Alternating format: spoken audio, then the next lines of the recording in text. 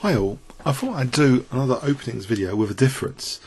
This video will look at the top 12 most popular opening playlists since last year apparently, looking at my own stats that YouTube gives.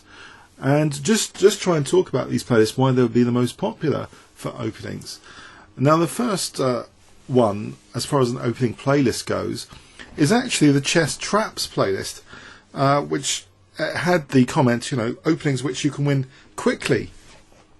So it seems many of you are interested in knowing all the traps, and in fact there are some very, very basic traps that which I'm not sure I've mentioned in the traps collection, and I'll try and put a link to all the collections that I'm talking about. The Chess Traps collection might not mention G4, E5 as a trap. White can actually play a completely disastrous move here. Instead of influencing the centre and making it like a proper use of the grob, White could play the disastrous move F3, which would lead to Queen H4 checkmate, and that's one of the fastest checkmates possible. You can go with a different move order, of course, to have the same disaster, but you're basically weakening the diagonal, this key diagonal. So Black unleashes the Queen here, and then transposing is what we've just seen. So this is the fastest checkmate known ever. It's not really a trap, as if White wants to lose quickly. They're not usually going to play F3, but F4 also serves the same purpose as well, to be fair. That's not really a trap. I think the common traps when we're starting chess involve this: Bishop C4, and the opponent doesn't play Knight F6, which would guard H5, but plays something like this, and we start chess with like a move like this. And if they routinely play Knight F6, this could happen in a bullet game. Then Queen takes F7 checkmate. So you could say this is a trap, but it's not really playing that well, because Black has good options like G6 to gain a tempo. You could try for the checkmate again. So if a routine move, bang, Queen takes F7. Now, of course, the traps playlist looks at more advanced traps, but I thought I'd mention these just as a sort of commentary on that playlist. Now, the next most popular seems to be the King's Gambit collection, and I guess it's because I've played many, many exciting games on the ICC against even IMs and GMs, and sometimes with success, and I think it does capture the imagination. Some of my favourite players throughout history, like David Bronstein, Boris Spassky, or if you go back earlier, Paul Morphy, they were fans of the King's Gambit from time to time. And many great players have actually used it, but Spassky in particular has used it to defeat several world champions. So the King's Gambit can lead to wild and exciting games, and statistically it comes up as one of the most popular playlists. So it's a great generator. If you want to create exciting games in your own chess, then maybe that's interesting that this is number 2. So that's the King's Gambit collection, which I'll give you a link, maybe on the right around about here. So you can click on to check out the King's Gambit collection.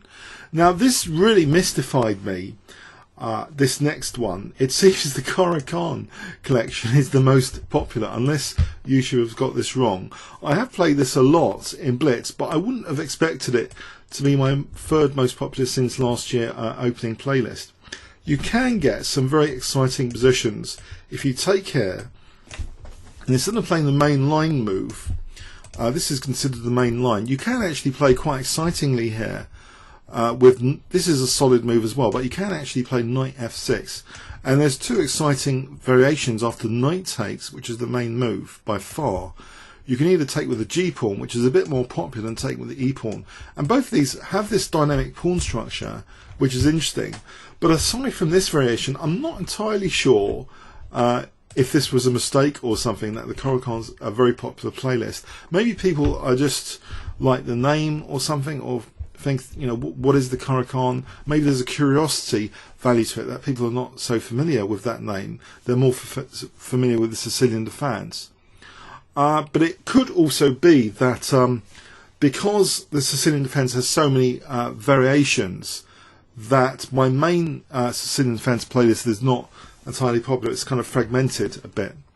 So let's go on. The next one, so the fourth most popular, is actually the Kingscrusher Defense, and I want to flip the board for this one, And this is actually one of my all-time favourite openings because of the influence of Fischer and Kasparov. And I think Kasparov must have been influenced by Fischer to be a King's Indian exponent. And they have won many, many beautiful, creative games.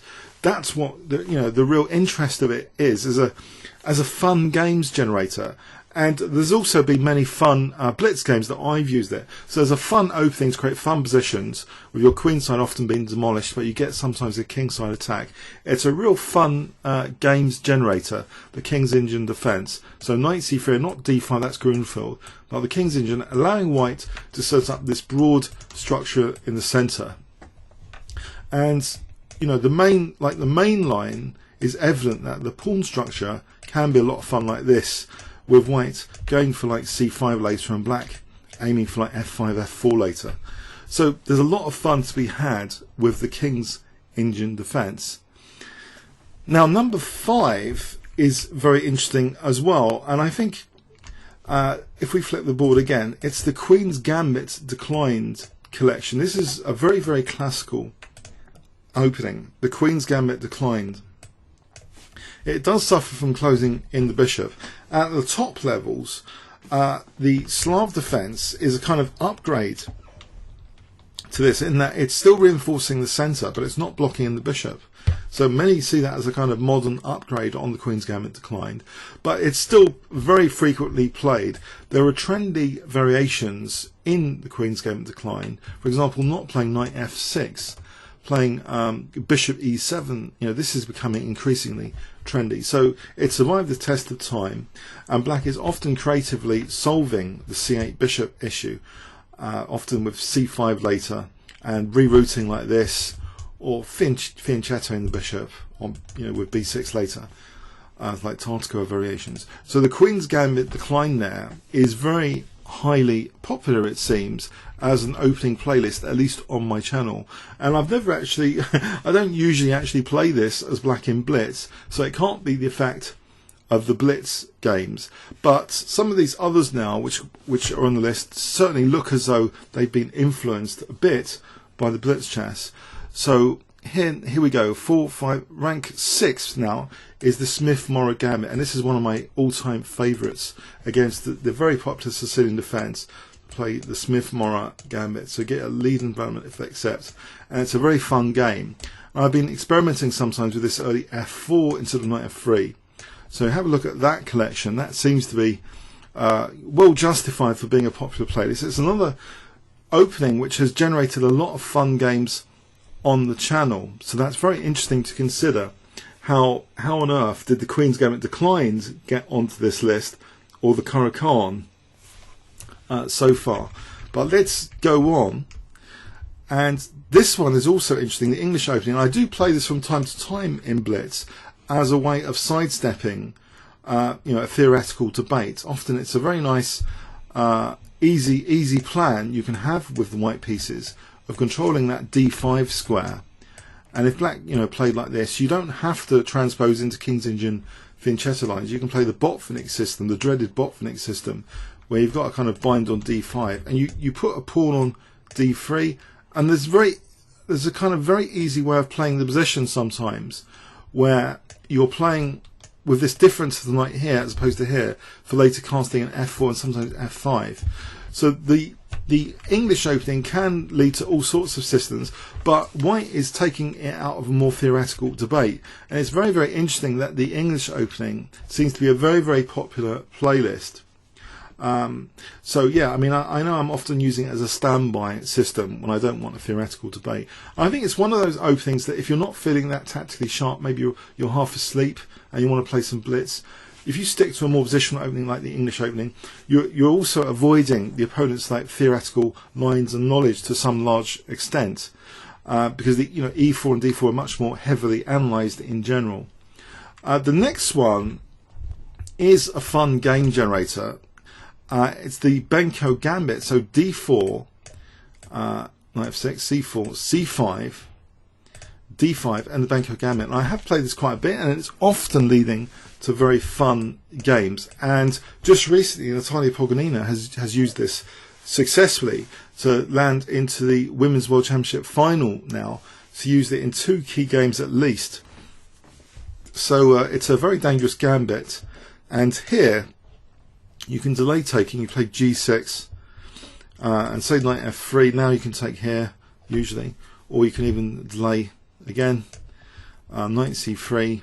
And eventually, anyway, you've got good compensation for the pawn, and it's one of those openings which leads to great fun games. It's a great one to try, and even in longer games, it somehow generates some luck for me. Even if I am landing in a lost position, pawn down, I think sometimes it causes time pressure later on for opponents that they're on the verge of consolidating, but then there's this tactical blunder. So you've got to be tactically alert and optimistic with this opening that you're getting something for your pawn, even if it's just pressurizing your opponent throughout most of the game, or at least the early part of the game.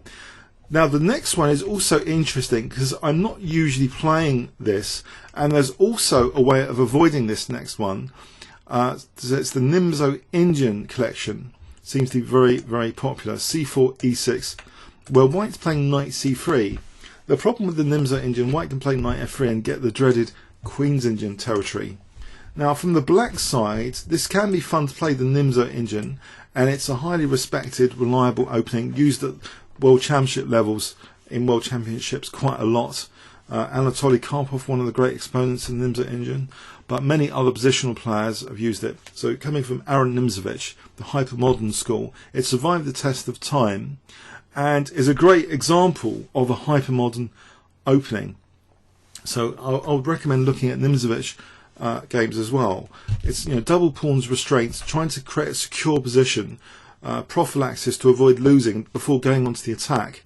So it's all about restraining the opponent, blockading central influence. A very interesting opening indeed, solid and reliable, and not as kind of risky theoretically as say the Benko Gambit. So the next one, so this is now 4, 5, 6, 7, 8, 9, 10. The 10th one I'd like to show is actually the Grunfeld Defense Collection. This is an opening I've hardly played as black. So this Grunfeld Defense, but at the high levels of Super Grandmaster chess, it's very, very popular. Just as popular as the Slav, or maybe the Slav's more popular. But Kasparov has been using this a lot against Karpov. So he switched, like in one of the World Championship matches, from the terrace to the Grunfeld. It's one of those openings I regard that you need to really know what you're doing with the white pieces, and otherwise you can be really badly smashed. So it's a very, very theoretical opening, which you really need to know what you're doing. I think some of the blitz games as white I played kind of dynamically sometimes, and had a good attack sometimes. Okay, the next one is very, very interesting as well. It's a system with white. So it seems many of you like these systems where you're avoiding the opponent's opening theory. And it's the King's Indian attack system. So you're playing the King's Indian with the white pieces, basically. If you play like this, it was actually a long time favourite of Bobby Fischer to play like this. So he'd often play just very simply, and later he'd start doing something more ambitious. So this is the setup for white against virtually anything, but often it's nice if you can get a stranglehold on the e5 square. For example, say like this, if black played d5, e5, we get this grip on the e5 square, and Fischer has won many games with a strong point on e5. Often there's a plan like h4, knight here to here, h5. Fischer's won many games from this kind of setup. So it's a King's Indian style setup with fianchetto bishop, but King's Indian attack. So that's interesting. That is actually one of the more popular playlists. And the last one, the 12th, I like to mention as the 12th most popular, it seems statistically, is the Sicilian Najdorf, which of course is very exciting, fun opening, but very reliable and still very, very popular today by the Super Grandmasters. One year, Boris Gelfand was beating all the top players in the world virtually with the Sicilian Najdorf. So this A6. So check out the playlist for that. It's one of the more respected variations of the Sicilian Defense. So it seems statistically, this is a very interesting sequence, these 12 playlists that I've mentioned, for what they represent. So it seems the traps are very, very popular. People like to win quickly. People like the gambits. There's quite a few gambits that have been mentioned. The King's Gambit. The Queen's Gambit is not a real gambit, of course, but the Smith-Morrigan Gambit, the Benko Gambit. And also people seem to like systems with white that are independent of what black's doing. So we saw the English opening as a kind of opening like that to avoid theory, the King's Indian attack. And then also some of you, it seems, might like what's going on at the Super GM levels, because we see the Grunfeld Defense there, the NimzoIndian Defense. These are highly respectable openings, the Sicilian Najdorf. And very, very strangely, I don't know what the Karjakin's doing in here, but it seems to be in here. I have no idea. Maybe that's some statistical anomaly. Or maybe I've just somehow picked out the most amazingly exciting master games in the Karjakin Defense. It was used by David Bronstein, though, so there's some creative games in the Karjakin Defense playlist. But a very interesting collection there, I thought, so worth doing a commentary video on that. Okay, comments or questions on YouTube. Thanks very much.